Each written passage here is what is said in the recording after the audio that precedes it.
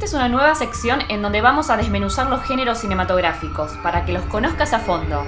Soy Romy Gorián de VHS Nerds y esto es la figura del monstruo en el género de terror.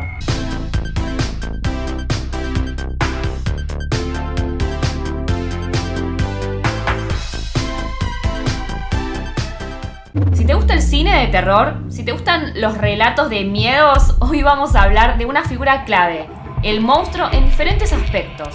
La figura del monstruo en un relato de terror cumple el rol de inspirar miedo o repugnancia. Por ello, actúa como la frontera entre la vida y la muerte, la noche y el día, lo diabólico y lo sagrado. El monstruo personifica todo lo negativo, todo aquello más allá de lo socialmente permitido. La construcción del monstruo está atada a viejas nociones que entienden el cuerpo como inmoral, perverso, podrido o decadente. Por eso, son figuras tan características los vampiros, hombres lobo, zombies, demonios o momias. Se pueden rastrear estas figuras en los primeros relatos mitológicos. Cíclope, Medusa, Hidra, Minotauro o las sirenas son los vices y tatarabuelos de los monstruos actuales. Pero en aquel entonces, la diferencia entre un ser divino y otro monstruoso se basaba más en su actitud hacia los mortales que en sus características físicas.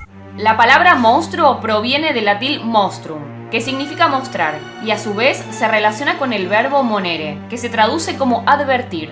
En este sentido, un monstruo representaba una advertencia enviada al mundo por parte de las fuerzas de la naturaleza.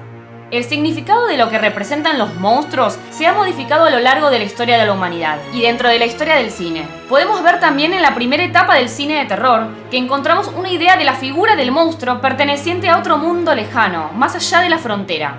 Un discurso colonialista donde el monstruo es otro que atenta contra los valores de la sociedad occidental.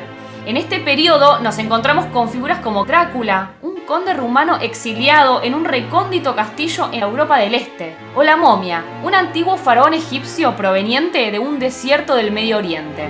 Hacia finales de los años 50, el cine de horror se caracterizó por girar alrededor de los polos de la ciencia y la naturaleza. El monstruo viene de afuera, con poderes sobrenaturales. Durante este periodo, las fronteras entre el bien y el mal están claramente definidas. El monstruo es el malo que se presenta como una amenaza y el héroe debe combatirlo. Los espectadores podían sentirse identificados con el héroe sin que esto les genere ambigüedad. Con el paso del tiempo, las fronteras entre los humanos y otras especies fueron diluyéndose y lo monstruoso se trasladó desde lo externo al ser humano, hasta un lugar en su interior. Este nuevo paradigma se encuentra avalado por conceptos como lo siniestro en Sigmund Freud, que revelan que el ser humano tiene la posibilidad de alojar sentimientos escalofriantes y comportarse de una forma atroz. La aparición de la película Psycho, Psicosis, en 1960, dirigida por Alfred Hitchcock, marca un giro en la noción del monstruo, porque lo acerca a nuestro contexto cotidiano. La frontera entre el bien y el mal se difumina. El monstruo ya no viene de afuera, sino que está en nosotros. El surgimiento de los slasher durante la década del 1980 continuó ese cambio. Michael Myers, Jason Voorhees, Freddy Krueger o Leatherface se convierten en una especie de vengadores anónimos, cuyo único propósito pareciera ser el de castigar y reprimir las transgresiones de otros personajes de la película. Sus figuras son ambivalentes en la medida en que se defiende el orden, pero al mismo tiempo lo ataca. Como espectadores sentimos ambigüedad frente a sus acciones, porque no sabemos muy bien si sus víctimas son en efecto víctimas o si son culpables de las transgresiones por las cuales son castigados.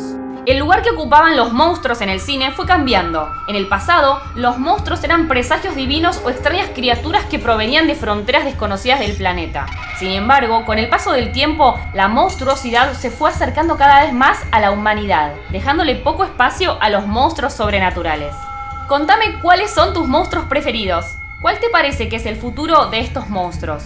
Si te gustó este tipo de videos, deja un like y nos pondremos a trabajar en otras temáticas. Le mando un agradecimiento especial a Emiliano Fernández Lascano, quien ha colaborado con la temática de este video. Y si te gustó este video, podés ayudar a este canal con un me gusta, podés comentar, suscribirte y compartirlo. Te mando un abrazo virtual y nos vemos en el próximo video.